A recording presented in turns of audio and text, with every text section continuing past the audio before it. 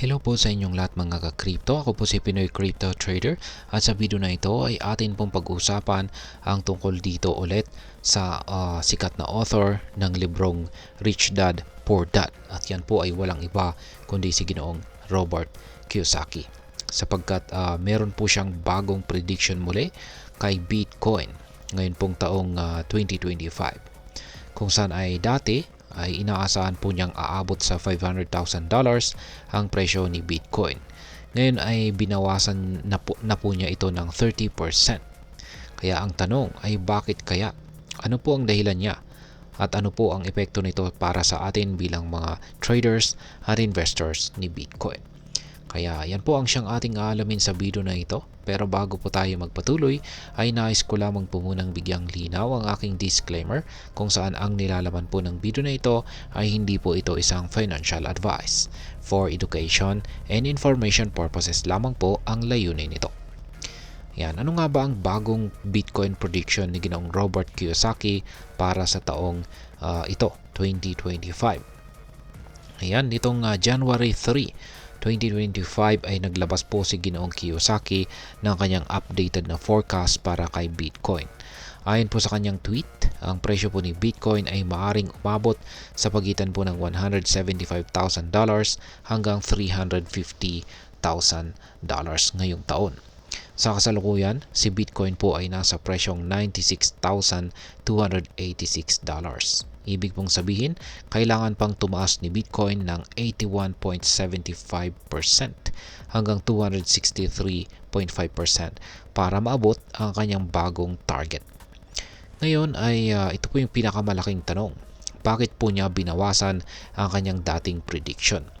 Kasi nitong nakalipas po na taong 2023 ay sinabi po ni Ginoong Kiyosaki na aabot si Bitcoin sa presyong $500,000 pagdating ng taong 2025. Napaka bold or napakatapang ng kanyang prediction na ito.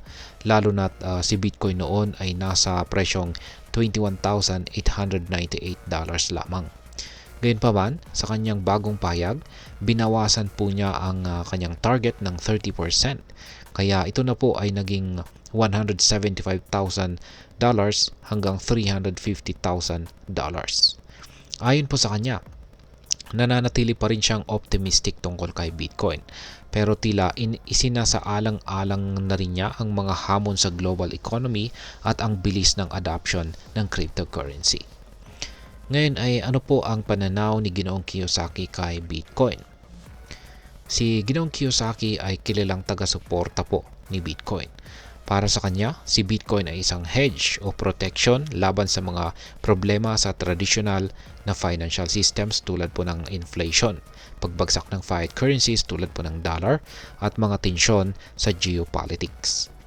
Nitong nakalipas po na taong 2023, binanggit niya na unti-unting nawawala ng tiwala ang mga tao sa fiat currencies.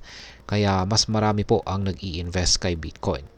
Ang ganito pong pananaw ay nagbibigay sa kanya ng kumpiyansa na tataas ang halaga ni Bitcoin sa hinaharap. Ngayon ay ano po ang kasaysayan ng mga prediction ni Ginoong Kiyosaki kay Bitcoin?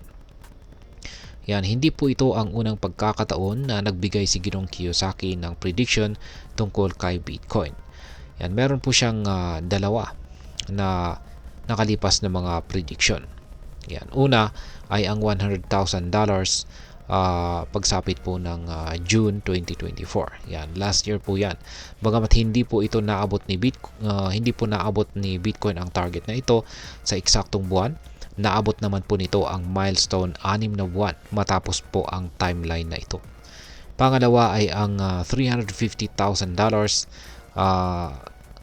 sa August 2024. Hanggang ngayon ay hindi pa naaabot ni Bitcoin ang target na ito. Ngunit ang kanyang prediction ay nagpapakita po ng patuloy niyang kumpiyansa sa asset na ito. Nitong 2024, si Bitcoin ang naging best performing asset globally kung saan ay tinalo pa ang mga traditional investments tulad po ng gold, S&P 500 at ang Nasdaq 100.